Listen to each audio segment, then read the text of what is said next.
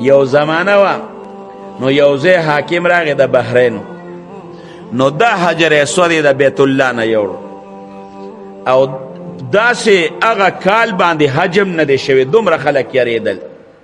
نو چې دا حجر اسود د بیت الله نه یوړ نو بیت الله کې حجر اسود نو د الله شان ته ګوره. بیا د هغې د دې ځای نه کسان لاړل، خبره اوږده ده، هغه ډېرې زیاتې پیسې یوړې او ځان سره یو بزرګ بوته، ورته یې ویې دا واله او موږ له خپل حجر اسود راکړه، دا پیسې به درله درکړو، حجر اسود راکړه.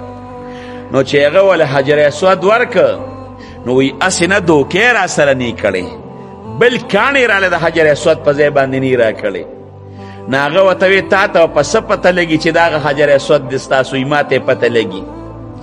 د اوبو یو غټ لوښی راواغېش، غټ لوښی هغه د اوبو ډک کړ، بل کاڼې پکې ور واچوئ، دی بل کاڼي ته ګوره، نو کاڼې چې اوبو کې ور واچوئ کوم خوا ځي؟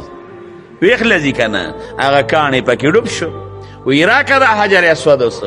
نو چې هغه حجر اسود یې راواغېسته او هغې په هغې اوبو کې ور واچو، نو هغه د اوبو د سر د پاسه ولاړ دی او چکر یې شروع که، داسې تاوېدل یې شروع کړل. وایي زه خپل حجر اسود په دې باندې پېژنم، اوبه به یې نه ډوبوي، دا به تاویږي، نور کاڼي اوبو ته ور اچوه هغه به ډوبېږي. وایي واقعي چې دا ستاسو حجر اسود دی، ګنې د دنیا کاڼي دی اوبو ته ور واچوه دا به ډوبېږي. دا خو عجیبه خبره ده، دا خو تاویږي خو او دا خو ډوبېږي هم نه، دا تجربه خو به موږ نه ده کړې.